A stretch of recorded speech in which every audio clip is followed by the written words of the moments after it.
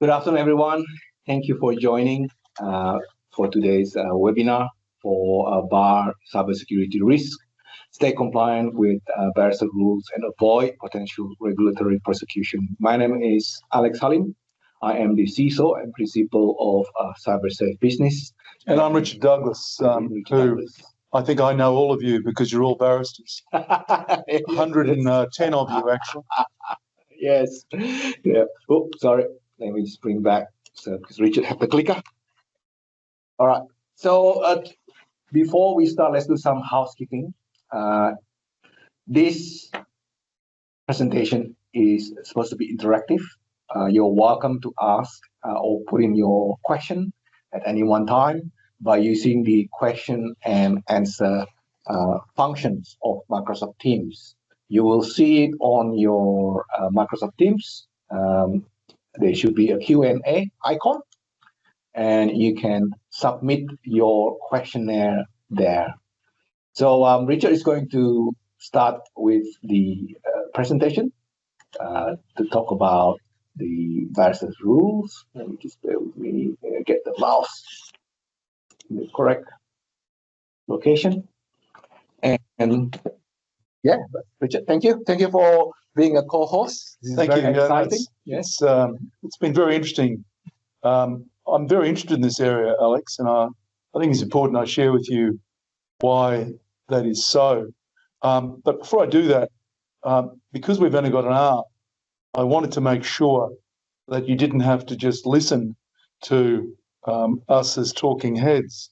So I asked Alex to distribute to you not only a sort of a ready guide of terminology in this area, which that's correct, Alex prepared, but also two of the documents that I'm going to refer to from the New South Wales Bar Association and from the legal regulator in Victoria.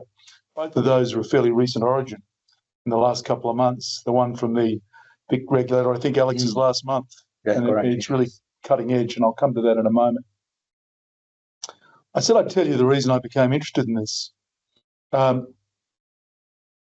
About a year and a half ago, my daughter, our daughter, I should say, who is a solicitor in Melbourne, who works full-time in cybersecurity, she really fell into it with one of the big firms. I won't say which one, but she said to me, "Oh, Dad, the barristers in Queensland, have they had to sign up those agreements that the barristers in the UK have had to sign at the insistence of the Law Society?"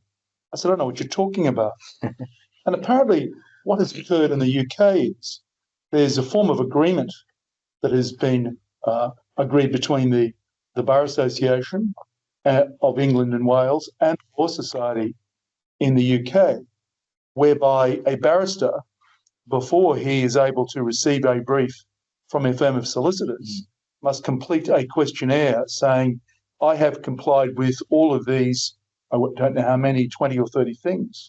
And unless he or she can declare and sign off on those matters, that person, that barrister, doesn't get a brief. Now, fortunately, that has not yet occurred in Queensland, and as far as I know, any state of Australia, state or territory of Australia. But if it's happening in the UK, Alex, it must be happening here soon. Suffice it to say, if you sign off on it, saying you've got particular systems to protect the electronic information that you receive by your solicitors, and you're telling pork pies, or you don't effectively deploy it properly, there's consequences of that as well. And I would have thought absolute guaranteed charges of professional misconduct or unprofessional conduct by the regulator, but more on that in a short time. The UK experience is very interesting because even though Australia's catching up, for the reasons I'll tell you, we're catching up pretty quickly. Before coming here today, one of the people online, my chamber colleague, John Meredith, gave me an article from the Law Society Gazette from the UK. And in brief, it says this. This is early September 2024. The number of successful cyber attacks against UK law firms rose by 77% in the past year, in the past year. Now, wow, that's very high. Well, it's high, but statistics down lies in statistics. But interestingly, it says what that means is this: whereas 538 law firms were the subject of successful cyber attack a year ago, in the last 12 months, 954 firms were. And when I say cyber attack, successful cyber attack, so there's been attacks upon 954 firms across the UK, larger population than Australia, but across the UK, where cyber attack has occurred. Documents, and I should say electronic documents, information have been stolen with whatever consequence I don't know. But as I am at pains to want to say to all of you, the fact you might get ransomed means nothing. The embarrassment and disruption to your practice, it's just be mortifying, wouldn't it? In any event, just to make that clear or make good what I said a moment ago, I'm trying to make sure it goes to the next slide. The second way is not doing that. Okay. Thank you. Yeah, does it work now? There's a very useful survey published by Herbert Smith Freehills, and again, some statistics there, which I'll let you read for yourself, but it's pretty alarming. That contrast in the survey of the various clients of Herbert Smith Freehills, 80% of them say that they believe their cyber risk has increased in the last 12 months. Yet only 58% of them say, or 58% of them say, I should say, that it would have to be a cyber attack that would motivate them to change their meaningfully change their practices. Now, as I said, that's pretty scary stuff.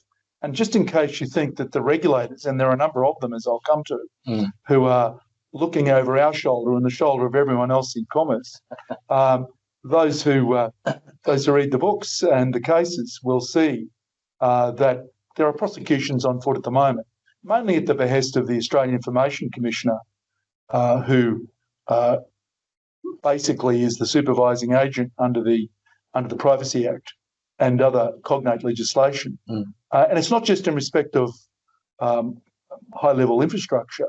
Every commercial organisation is a subject of protection in that regard. And the famous one is the Medibank prosecution. Yes, that's right. It'll involve fines of many millions of dollars if successful. And extraordinarily, Alex, as you and I have discussed before, they had multi-factor authentication. Yes, but the policy did not support it. Yeah, not exactly. So yes, we've got it, but we actually don't have the infrastructure to actually deploy it. And our millions of customers have lost all their private information. So watch that space. What we want to do, though, just to make the point in that regard, and this is something which I've focused upon very much in the last 6 months, as to what actually happens if you are compromised. Yeah. Yep. And I've discussed this with you many times in relation to our own chambers. That's correct. Yeah. So this is the overarching scenario. This is what can happen. If you think I'm trying to scare you, you're right, because it scares me if this were to occur. So you've got various controls, Microsoft 365, many of us have. Yep. You've got multi-factor authentication, many people do, basic antivirus software, but you don't have what you'll discuss later on, Alex, and which is described in the pamphlet or the document which you've sent out, the booklet. namely advanced monitoring, secure email gateway and endpoint protection. So a cyber incident ensues. Now, what's involved in that incident? I'm going to take you through it. Day one. And in case you're concerned, don't bother taking any notes, because I'll make sure that Alex sends you the PowerPoint. Yes, we will send you the PowerPoint, so you don't worry about taking any notes. And plus, this video, this webinar is recorded. If need be, we will share the video. Thank you. I think that's a great idea. So it's a barrister. Could be a Chambers PA, but that's correct. Yeah. Choose a barrister because the Chambers PA has access to the system as well. Common problem, clicking on a malicious email, makes a mistake, proves the multi-factor authentication. Yep. I've almost done it myself. as you know from the last week. Yes, Have to do something as a result. Then we have this terminology on day one, the threat actor, which is defined in your in the booklet material, in the booklet. The threat actor, as they've come to be described, gains full access to the 365 to the barrister. And here's the rub. Here are the documents that you have to protect. The solicitor's briefs that we all now receive electronically. Yep. There's really no such thing as a paper brief anymore. Even if we get an edition, it comes electronically. Counsel's advices. And also the threat actor monitors the barrister's emails, obviously, to see if there's additional confidential information that can be obtained from that regard. And also to adjust with the language, if they need to pretend to be one of the barristers. Exactly. Yeah. As to pretend to be one of the other barristers in chambers, or one of the PAs in chambers. That's correct. In communication with the barrister who's been pierced, as it were. Yeah. Let's keep going though. Day 2, 3, and day 4. Threat actor escalates, obtains access to other accounts within the chambers, no doubt much to the chagrin of your chambermates. There's basic software, but no endpoint protection. Malware is installed, as I gather. That's the standard procedure, Alex. That's basically correct. Threat actors normally they don't actually just come in. Once they come in, they will try to install their tools. And one of them is the malware tool. And I gather that is the means by which they can act even quicker in taking over your system and removing information. That's correct, because the malware allow them to run remote command, extract files, be able to install additional software such as keylogger, because as you probably see in the incident scenario in this one is they come in through a certain someone's access, and they need maybe that person access only limited to their own things, but because they're already in the system, of course they want to go further and see what can be done. So they want to facilitate that as best as they can. Ergo, you said a moment ago, they gather language and circumstances such that they can pose as other persons within the system, so-called friendlies within the system. That's right, yeah. To impersonate, not only to the internal, but to external as well. Yes. Yeah. That's why they call it the advanced threat actors or persistent threat actors. Because once they're in, they don't actually just straight away sending an email to you, can you give me gift card? They will wait and see what's the value of the information inside before they put the doomsday, Sure. If we go to day 4 though, so the the breach by the threat actor is discovered, can happen in various ways. The problem is you can discover it, but then you've got to do something about it. And indeed, there are provisions under the Privacy Act, which I notice are the subject of amendments even now, whereby it's not 72 hours at the moment, but I notice in legislation before the Senate at the moment, it's soon to be 72 hours in which you have to advise not just the Office of the Information Commissioner, but also you have to advise the people whose material has been compromised. Yes, that's correct. Namely your solicitors. Yeah, I would still believe, earliest as possible to notify the stakeholders, the authorities, the better you are. Because at the end of the day, to fight against threat actors, a good transparency and communication probably is seen as a good incentive, or not good incentive. I would say is a good will by the organization that they have done the best effort probably at the time, and they can argue maybe to say, look, we're trying to do the right thing.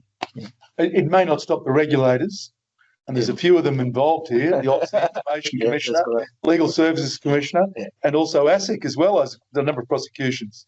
You've got regulators coming at you from everywhere in that regard. Yeah, that's correct. We'll come to that, though. So discovery of the breach, notification, and we're only at day 4, Alex. Yeah. Day 5 to 10, this is where it starts to get really awful, because you're now at a stage whereby you have to engage legal advisors to assist you in relation to what your obligations are. and the regulators will expect that. Barristers notify their professional indemnity insurers because they're susceptible to claims. It would be a mistake, Alex, to tarry in that regard. Is the insurance? I'm not speaking here of cybersecurity insurance. I see. That's entirely separate insurance, and as many of our colleagues online will know, it's extremely expensive, and it's replete with a number of conditions which I'm sure any insurer and their barrister, ironically, would be only too happy to advise them to refuse cover. Yes.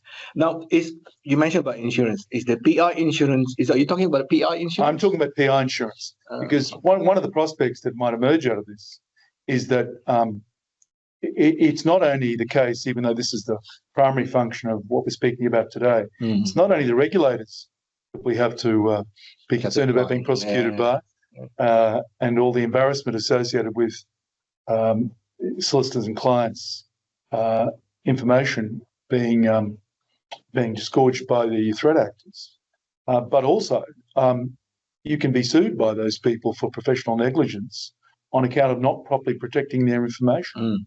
So the threats just don't come to the barrister, don't just come from the prospect of regulatory prosecutions, to which again I'll come in a moment, but also there's potential for professional negligence claims.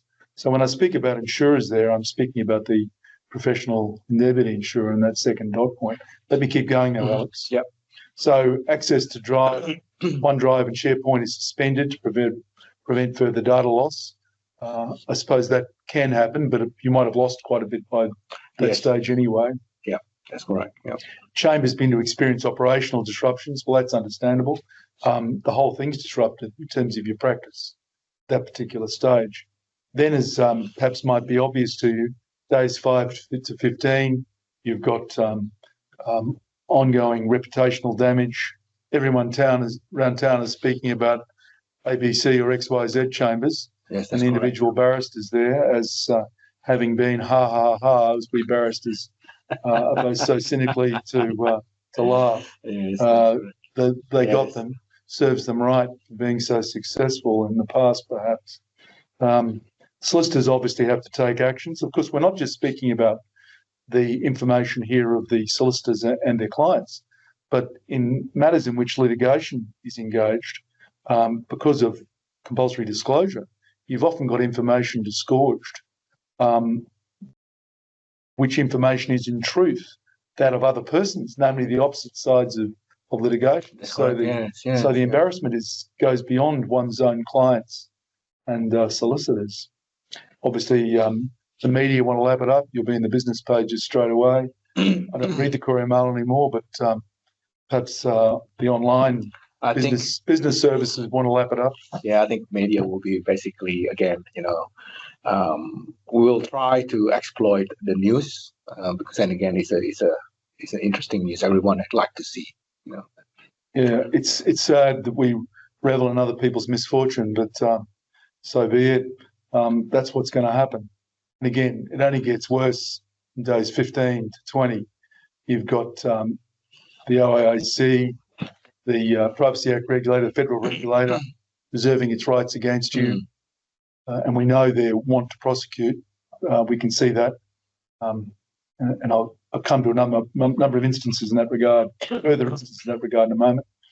Importantly, for the purposes of this lecture, and this is what interests me the most, Queensland Legal Services Commission launches an investigation. They really have to. They reserve their rights against you as well to prosecute you. So it's not looking too good at this particular stage. Again, God help any of us, it happens to us. Diminished paying work, high costs for remediation, got to pay people like you far too much money, Alex, to fix it up for us and take that the right way, for God's sake. And even life being what it is, I thought I'd add this, sub-disgruntled barristers advised are looking to leave chambers and join other groups because they need to get back on track and they're not very happy with the fact that they haven't protected themselves and you haven't protected them for some reason. They think it's all your fault. I don't mean you, I mean the other barristers in chambers. Now, I've already said to you, it's happened in the UK. And some of you might think, oh, well, of course it'll happen in the UK because the Russians are always trying to dig information out of them.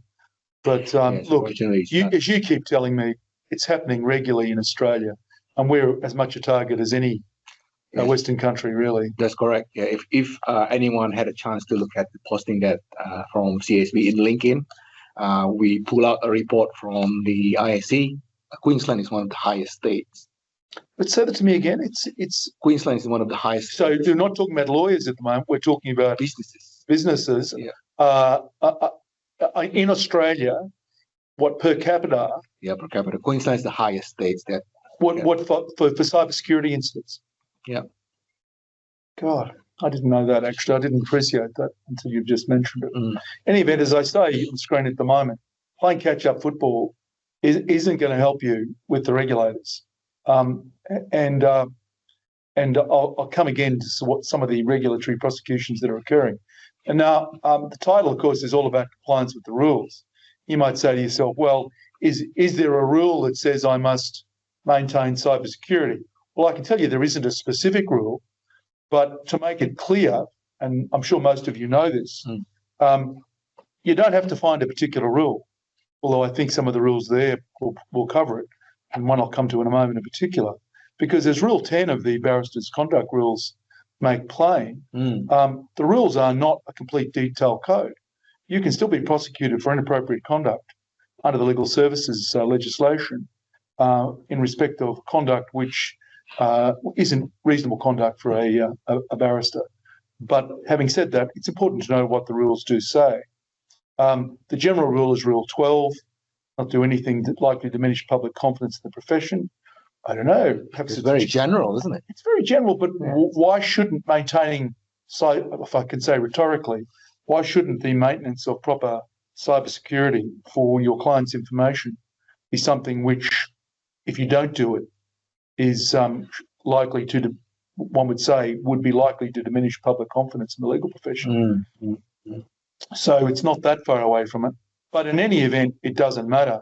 There is a specific rule which is absolute in terms, prescriptive in terms, in Rule 108 and 109, that actually requires you not to act reasonably, but not to disclose confidential information. And the proposition I put to all of you is this: in light of that particular rule, if you haven't taken reasonable steps to protect the information that you are furnished by your clients, by your solicitors, on behalf of your clients, confidential information, then I can't see why that rule can't be the subject of an allegation that it hasn't been complied with. So what you're saying to me, that rule, whether you intentionally or unintentionally disclose, you still are at fault. Well, or liable. It isn't caveated by anything other than a barrister must not disclose confidential information. Now, most of us would like to think it being a rule which has implications under the Legal Services Act, that it would be implicitly caveated by saying, well, hang on, if someone steals it, perhaps, I'm not disclosing it. But my proposition to you is this: if, in fact, you've acted in such a way that unreasonably that disclosure has occurred, well, why isn't that a disclosure? I'll make that point in a non-cyber context in a moment, if I may. What I provided in the PowerPoint, you all know these, are the various provisions of the Legal Profession Act. And again, it doesn't have to be a breach of the Barristers Rules. Unsatisfactory professional conduct, happening in connection with the practice of law that falls short of the standard of competence and diligence. The member of the public is entitled to expect of a reasonably competent Australian legal practitioner. One would have thought it'd be the same for medical practitioners. Probably have a similar rule. Yeah. But again, it is contextualised. So even if there isn't a breach of the Barristers Rule, if you've acted in a way that is enunciated there, well, you can still be prosecuted by the regulator. And the same goes professional misconduct, which, Alex, is obviously the more serious offence. If it's wanton, if you've got no security whatsoever, basically, or very little, well, in the first instance, the the Legal Services Commissioner is likely to at least prefer against you a charge of professional misconduct, even that is a lawyer, a barrister, even though ultimately the Commissioner may accept a plea of unprofessional conduct. Again, publicised to all and sundry, of course. It's open justice when it comes to lawyers as well. So how do you judge or argue in the eye of regulators or even the court that you as a professional has adequately have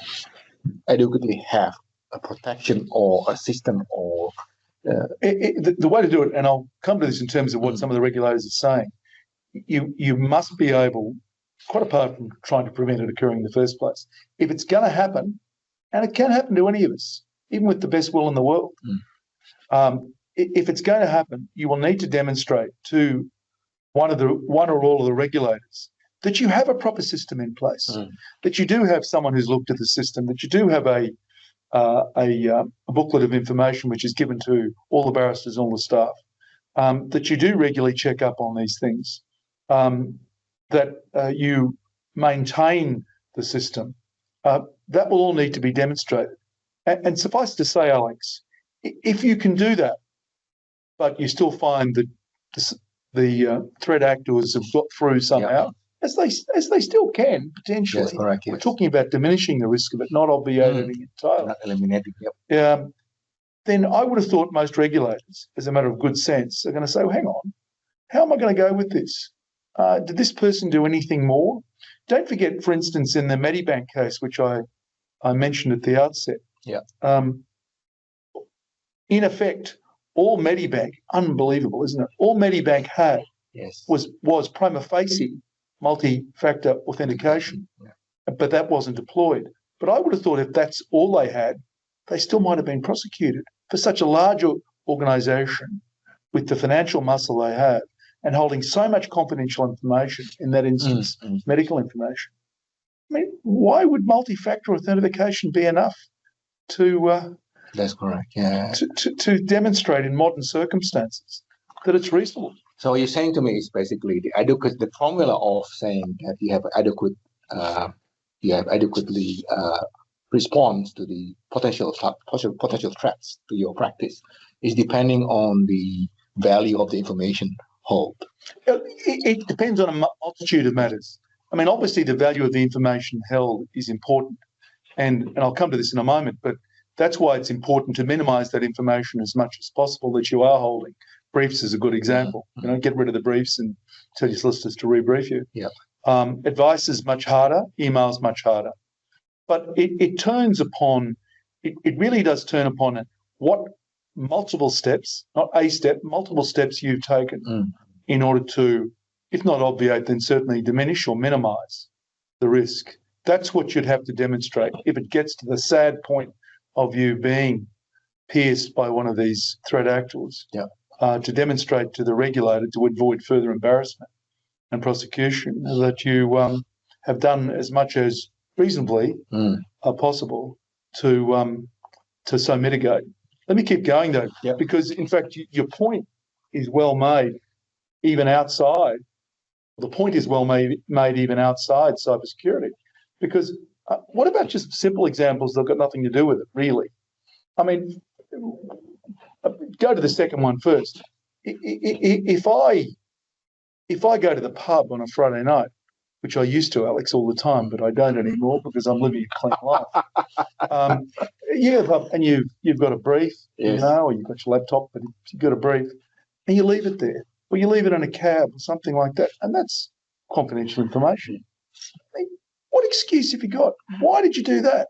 Why did you take with you to the pub? Why did you, there is a lot to be said for even outside the cybersecurity area. If that information got out and was stolen, I would imagine at least the legal services regulator would want to say, well, hang on, did you think about this at all? Do you regularly do that? Those sorts of things. You might think that's facile.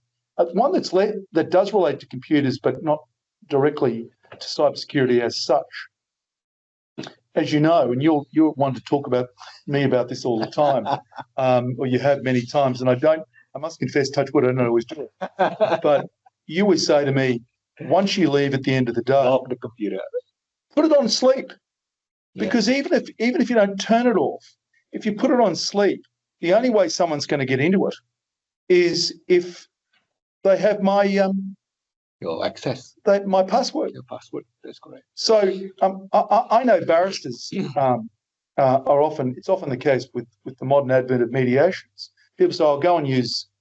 I don't allow people to use my room, but go and use Douglas's room or Smith's room or Jones's room, your team. Well, what if the barrister or the solicitor go out and talk to the other side? What's there to stop the client from picking up a brief, reading it, going to your computer, looking at things? Now, okay, you might think the risk of that's pretty small, But it can happen. My point is this: if you're going to take steps in respect of those non-cyber activities, sensible steps, which a regulator would look at if you didn't, all the more reason to do it in respect of threat actors who are sophisticated, who are there for the purpose not just of stealing a brief that you might leave at the pub, or one that you leave in a cab, casually looking at material and see that it might be valuable when they're using your chambers. These are threat actors who you know are out there for the purpose of stealing your client's information. Yeah. All the more reason to act in respect of the cybersecurity risks that exist in that regard. And again, I'm sorry to sound dramatic about it, but you can understand, colleagues, how for the last 6 to 12 months, I've become increasingly concerned about this from the bar's perspective. And quite apart from any of us falling foul of a threat actor, the prospect of being attacked by a regulator with all the expense associated with that by way of prosecution would just be the end of the game as far as I'm concerned. And just in that regard,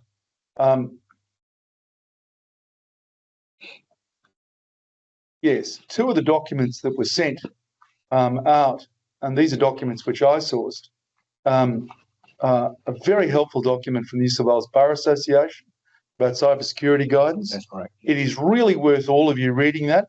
It's about for those of you who haven't read it already, it's about a 3 or 4 minute read, and it repays rereading. It's written in very simple language, and it's a useful summary of the sort of steps which ought to be taken, and a number of them are steps that you've suggested ought to be taken as well. The other document, which has only just came out at the end of August, is a document from the Victorian Legal Regulator, the Victorian Legal Services Board. It's I have no doubt going to be adopted right throughout Australia. It actually says what you have to do, and then says if you don't do this, this, and this, they say it's either unprofessional conduct or professional misconduct. So you can be in no doubt as to what is required. And I have no doubt as well, in due course, the Legal Services Commissioner in Queensland and every other legal regulator in Australia will adopt it. Much of it I can see has been adopted from overseas, particularly from the UK and the US. It's a very useful document, and it's a rather daunting document to read because it's basically saying do it or face prosecution. Yeah, well, our organization, my own organization, been through the cyber assessment as well. We discover a couple of vulnerables that we recognize as potential threats. We have to actually put tools and resources to actually cover it as well. Because at the end of the day, it's like, you would think that, in the old days. This is your own company. Yeah, that's correct. Like when we actually go through it, it's like, it's like sweat coming out from my head. Well, in fact, what was amazing in that regard, for those of you who've read into the Medibank prosecution, the access was gained through their IT security advisor. Correct. The supply chain attack. Yeah. It was a supply chain attack through their own independent IT contractor. Yeah. So I can understand why you're being audited if that's the case. Yeah, we did self audit. But you've got to do it under a particular way. We're being proactive because at the end of the day, I see this as a vulnerable. If we don't actually act proactively, always improve, we will not be able to make sure or give confidence to our clients. Sure. Yeah, because as you probably understand, you rely a lot on us. Well, if they can get access to you, they can get access to us. That's correct. As occurred in the Medibank case. That's correct. Yeah. Let me just go. I want to pass over to Alex's. Yeah. So you can hear from him about all the fancy stuff, and we can have some questions as well, I hope. But these are the points which I have derived from those two documents, to which I've just made reference. First one's an obvious one: engaging a competent and credentialed IT administrator. Call it what you will. Whether it be someone like Alex or an IT administrator, you need to have someone who you can say, have confidence, and you can say to the regulator, I engaged ABC IT, they did an audit, they did this, they prepared a manual for me, we did this, here's the report from them, they've reported to me every 3 months or 6 months. We had everything going within the bounds of reason, Alex. Yeah. But if you don't have that, it seems to me you may as well put your hands up with the regulator. That's correct. The next one is having a compliance manual. I know it sounds like, I don't want to swear, I know it sounds overkill to suggest such a manual, but keep it simple. Keep it something in the nature of how the two documents which I've distributed to you are read in simple language, not just to the other barristers, not just to staff members, but also to your external consultants. So, in fact, many of you, no doubt, and my secretary's been away, my PA Pauline's been away for about 5 weeks, and I've used an external typing contractor. Mm-hmm. Now, so scared was I by studying this for the purpose of presentation tonight that I know, as I used to in the past, got her to do these things at home on her system. I get her to come to me. That's correct. Yeah. And she's got to study the manual as well. She's got to understand how the system works. So it's really important you don't just think it's enough for barristers and direct staff to be involved in this regard. It's anyone who's conducting a home office, external typing service, even your accountants. And many of us give our accountants access to our systems as well. It's just got to be done properly. Yes. Multi-factor identification, updated security. Multi-factor is a minimum. This is a point which the New South Wales Bar Association makes. I think it's a good one. We all receive electronic briefs. We're asked to do something. We do an advice, appear in court, whatever it be, and they say, "Oh, hang on to it, and we'll supplement it later." I stopped doing that a while ago because I was sick of having the briefs in bits. But in fact, there's a good cybersecurity reason for sending back the brief and say to them, I'm sending it back to you because I don't want it on my system. I want to maintain complete cyber security hygiene. You can send me the updated brief. It's convenient anyway. Send me the updated brief when the next step's required.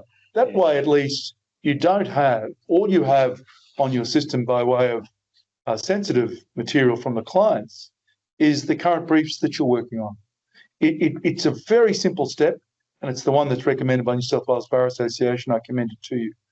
Using strong passwords, having antivirus software. Sorry, Alex, I've gone too far. An important one, I had someone say to me the other day, oh, look, I've got this old stick, I'll transfer it to you on this USB. No. Please don't do that. I don't want it on a stick. I don't know where that stick's come from. I don't know if it's been reused. I don't know if it's been tampered by someone. Same with a scavenged hard drive. You're often given material on hard drives and things like that. That's correct. And I realise there are problems with where you have briefs that are very, very large, but one has to be extremely careful not to introduce, in effect, malware by such a device. Yeah, that's right. It's a backdoor, basically. It's a backdoor, basically. Exactly. Trains staff on cybersecurity. Again, I'm not suggesting you sit down for days and days, but tell them and be able to say, and here's the thing I sent them every 6 months saying, look, here it is. Keep a record of any cyber incident if it's minor. I had a minor one the other day that I rang you about when I was up north. I had to change my Medibank. MyGov. Your MyGov. MyGov, yeah. Yes. Report data breaches to the AOC. That's the 72-hour rule, or the new 72-hour rule. And And I say as well, get your IT administrator on a quarterly basis to say, hey, how are we going? A, how are we going? And B, is there anything new out there we should know? And get those reports and keep them. Yep. Insist that they be given in writing.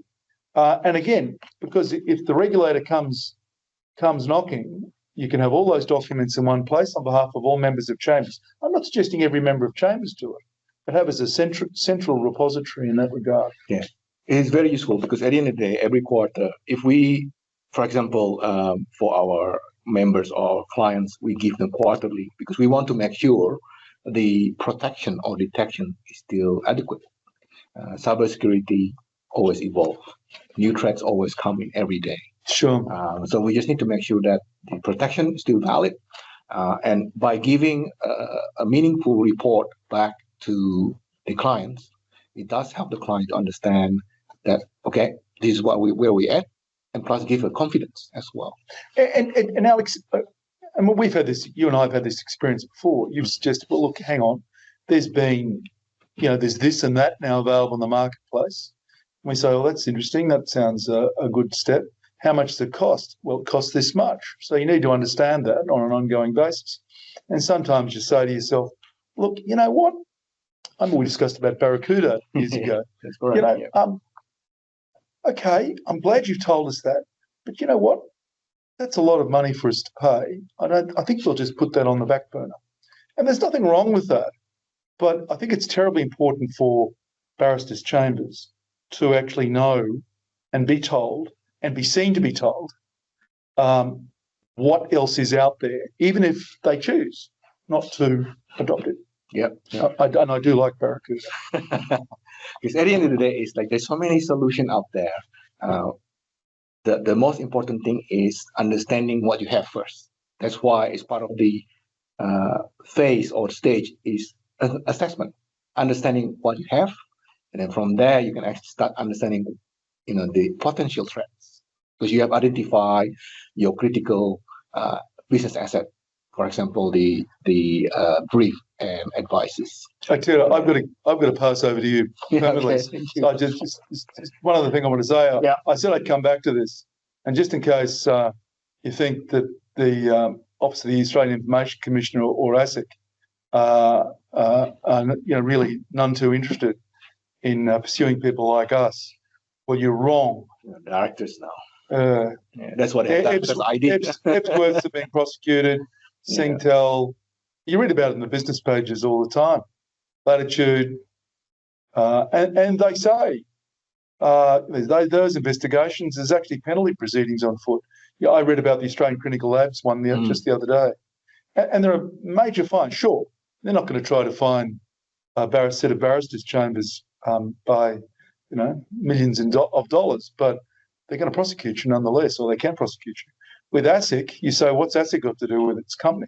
Well, many of our, as you and I have discussed before, many of our structures involve our computer systems being owned and paid for by our service companies and chamber companies. That's correct. So ASIC's jurisdiction is immediately engaged in that regard. And as you can see from those quotes I've included on the screen from ASIC, from the report of ASIC, ASIC Chairman Joe Longo, Watchdog will bring charges against directors who fail to adequately prepare for hacks.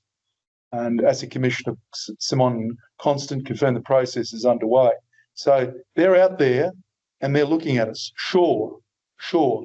No doubt they're more focused on the big players. But my concern, and I've seen it happen in the past, I won't mention names, but there are the regulators, including the legal services regulator, targets particular barristers and solicitors, and prominent ones, and tries to use them as an example. So, as I say to people, it's going to happen. Alex, over to you. Yes. Yeah. So first thing that everyone can do is immediately you need to change or update your passwords. You probably read somewhere in a suggestion by Microsoft. There's no use to have a password change every 30 days or 60 days because the reason of human being, because they basically tend to forget and they will write it on a post-it note and they hide it under the keyboard or put it on the screen or in the drawer. So Microsoft said the idea of having a password expiration every 30 days, 60 days is too difficult. So it's better to actually using a combination of strong password and multi-factor authentication. Of course, along with the cyber awareness, because as you can see from the concept, if the barrister was aware of the phishing, of the attempted phishing, he or she will not accept the two-factor authentication. Sure. Yeah. With the password phrase, I came up with that one. It's something you can remember, because I like Stradbroke Island, so I say tropical $radio percentage talk 50. I mean, it's a really good password, but it's not. It's actually get something that by reference to your life or something like that. That's correct. And make sure you don't recycle your password. So meaning that if you're using this password for your business, don't use it in Facebook or any other social media, because you discover, right, in the weekend. Yeah, I can tell you what I've done in the past, though. Something like that. I made that up, but something like that. I change it every month or so, and I add 2 to it. So I've learned it, but the next time, the last 2 numbers will be 52, and the next one 54. Mm-hmm. Now, you might think that's facile, but I'm still effectively changing it. That's correct, yeah. But still enabling it to be in such a form that I can remember it. Yeah. Keep going. Okay, so let's move on to the next slide, where we're going to come back to how do you actually, what is the next steps that everyone should or the colleagues need to start. I believe that the start of the journey of the cybersecurity is a cybersecurity assessment. What's entailed in that regard, though? Well, in effect, in simple terms, what's entailed? In simple terms, you understand, it gives you an understanding what you have, what system you have, what protection you currently, if you already have a protection, whether they're effective, whether it needs improvement. Of course, it also shows whether it's structured, because at the end of the day, I believe the regulatory or governing body really want to see a structured methods. The regulators want to see that. Yeah, that's correct. So accountable. They can ask, and you can give them, this is what we have done to our best effort, and we believe it's adequate at the time. I suppose it'd be really embarrassing if, and obviously something like this has got to be in writing. That's correct. But it'd be really embarrassing if you don't even know what you had. And the regulator said, well, in fact, under that system, a bit like Medicare, well, Medibank, I should say, they had all these things, but they effectively didn't even know that they had them, or they weren't triggered so as to work. That's correct. Yeah. Another thing is, of course, by doing assessment, you will start to understand what resources that you need to either to prepare or to invest in order to actually have that protection and detection. In fact, my last point was really partly directed at that. It may well be that within your existing infrastructure, cyber infrastructure, you in fact have mechanisms That's correct. that you can activate which haven't been activated. That's correct. So they really won't involve you in any further, possibly, in any further investment. And perhaps you just need to be, or cost. So perhaps you just need to be told that on occasion. Yep. Or need to be structured. Because at the end of the day, you may have protection for one section, protection to this, but all of them need to be structured in a way that when an incident happens, those tools and protection can assist you to respond. So it's not just prevention, it's management once it does occur to minimise the passage of information that the threat actors actually can get out of the system. Yeah, that's correct. Because so, for instance, my MyGov the other day, they got to the first point. That's correct. But because you detected it, I was able to change it, and they got nothing. Yes, that's correct. I actually go into my log and see they hadn't been able to take anything. But no doubt if I sat on my hands, might have been a different story. Which happened to one of our accounting department clients. We got a notification from them that their bank account details has been changed in the MyGov, and we asked them what happened. So the bank account did, for instance, went to where the tax department sends. That's correct. Your your tax. refund, Yeah. because at the end of the day, it's the That's all on your MyGov side. that's correct. Yep. Yeah. So that it's very important. Now, it said in the presentation to engage qualified or capable cybersecurity strategists. The reason I'm saying that, there's a difference between IT professional and the cybersecurity specialist. You mentioned this in your handout. In my handout, yes. But what's the essential? What's the core difference? Just give it to me at the core. The core is different. Is basically providing strategy. The IT professional, they are very good in day-to-day, but the CISO is providing strategy, because you wanted to be able to have a strategy that all these tools is going to work and meet the organization goals. It's no point to invest money or buy technologies, and at the end of the day, it's just not actually supporting your organization goals. So it is very important. And plus, of course, coming back to incident response, in order to have an efficient incident response, those tools need to be able to work together. Yeah. I think one of the fears that I've always had, I say this with the greatest of respect to your profession, the greatest fears I've had, a fear I've had is that you're going to be oversold stuff. Is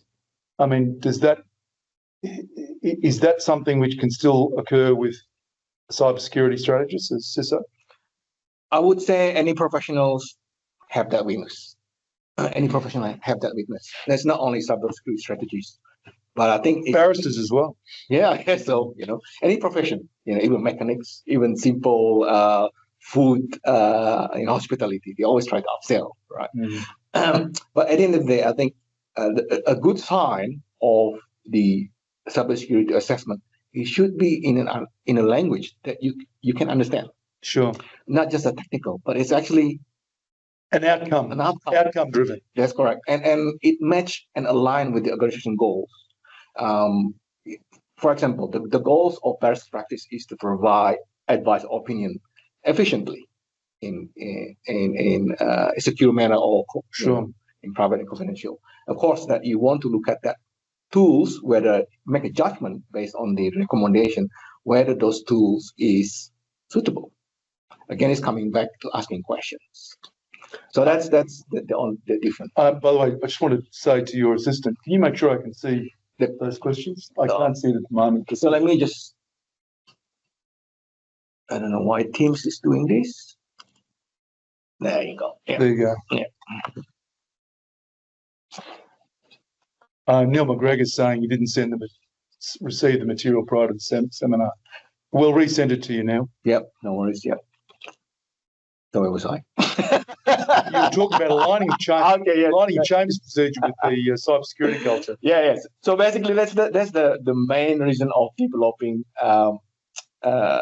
You use the strategies, because at the end of the day, is the mitigation risk is a strategy.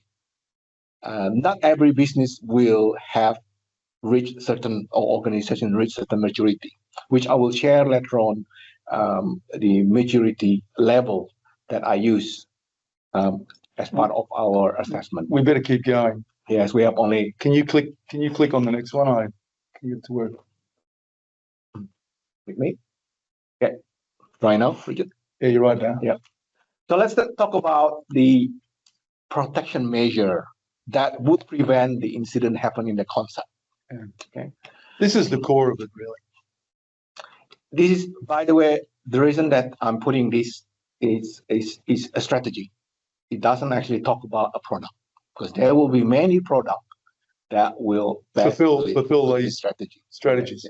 For example, we from the concept we realized that Microsoft 365 is one of the critical systems. Yeah. I would say it's a mission critical, because when it's not available, the barristers will not be able to work, because all the advice and the opinion are in there. Right. Then, of course, we have the system critical, which is the workstation.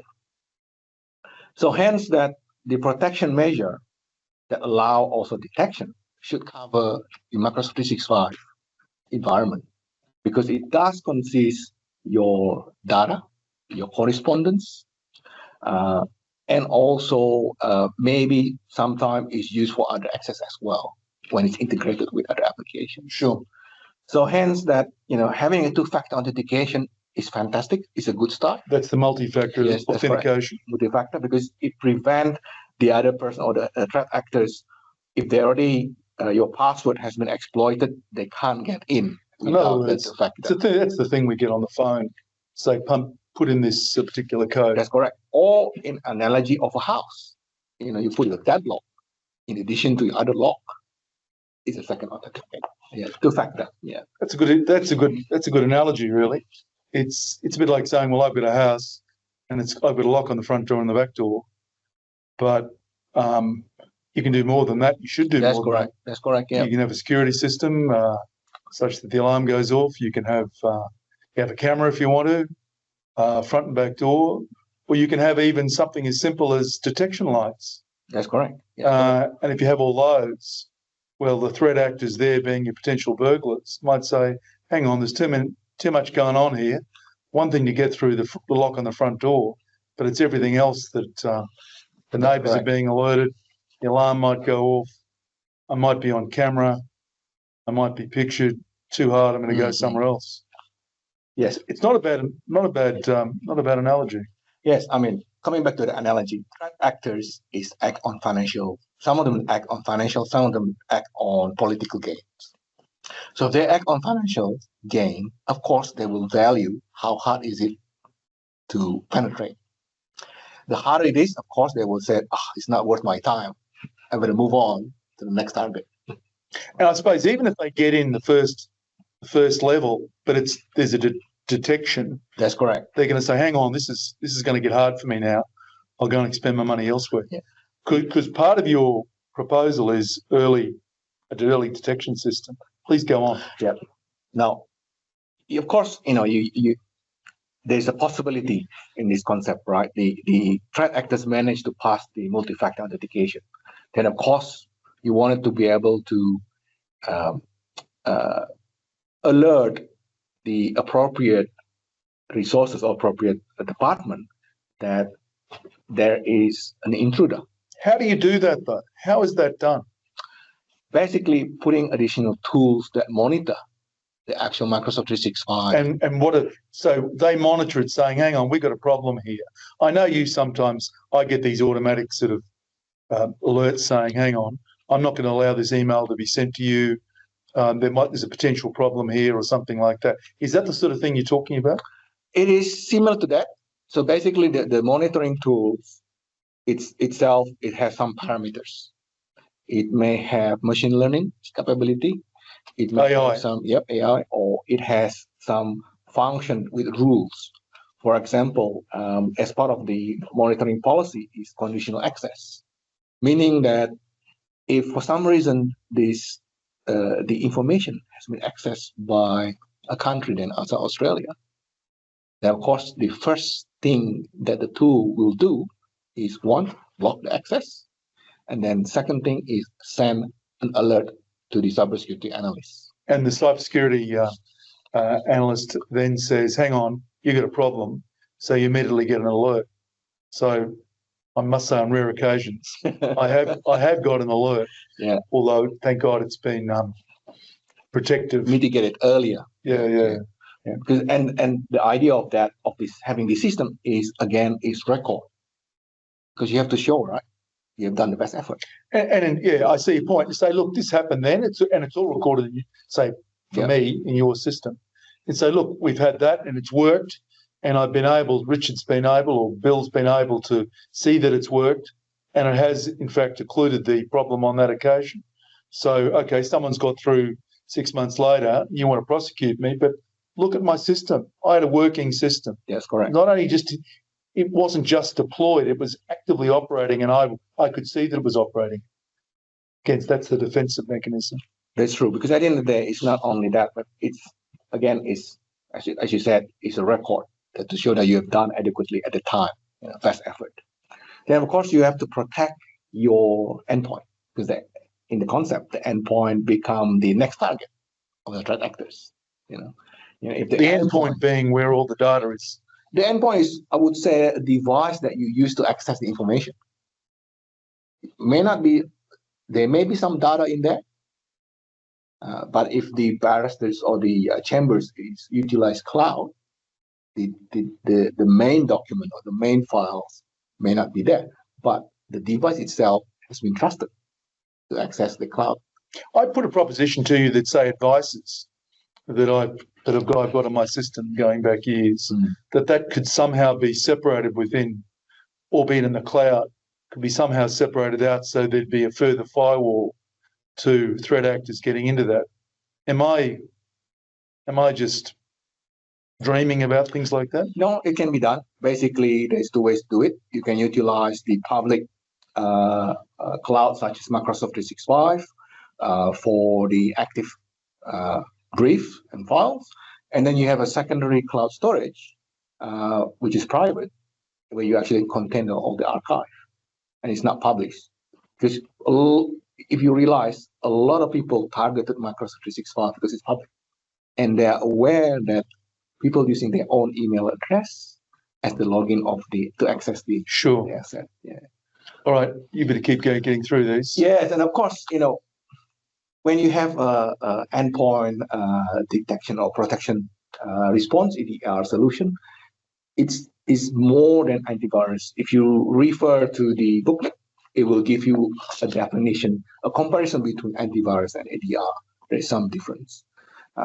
With the EDR, it allows the capability more. Again, is the capability of log, capability of report, capability of responding much better for the cybersecurity expert. So you better go to your third point if you could. And then, of course, the application control. You wanted to have an application control. I know everyone. What's meant by an application control? Meaning is basically a control of, in simple term, if you want to install an application, there has to be a control, either an approval system or a change management. But does that mean I can't introduce an application unless I go through some process? That's correct. Yeah. It sounds pretty tough to me. It is, because at the end of the day, as you can see, a lot of weakness is targeting the human being, the cybersecurity awareness. When the application installed, the application, if it doesn't have any restriction, it has the capability to do a lot of things. Simple example. So I should get rid of half my apps, should I? Well, there's some published apps that is secure. So if you're going to install an application, make sure it's from a secure, a trusted site. For example, from Microsoft Store, from your phone, from App Store. So if I get it from a newspaper app, that sort of thing. Yeah. Bar Association app. Well, I believe it should be secure. Okay. So application control policy, is that de rigueur, is it? Is that usual to have application control policies?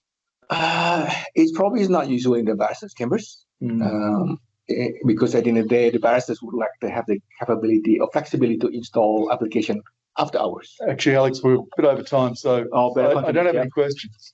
But just go, if you could just run through these final points, because your last one is just how it all works with a diagram that I don't understand. Yeah. But keep going. Okay. This basically, again, then you want to protect your critical network. And the way to protect and detect is to have tools that allow the cybersecurity analysts or the IT professionals to assist you or prevent potential threats.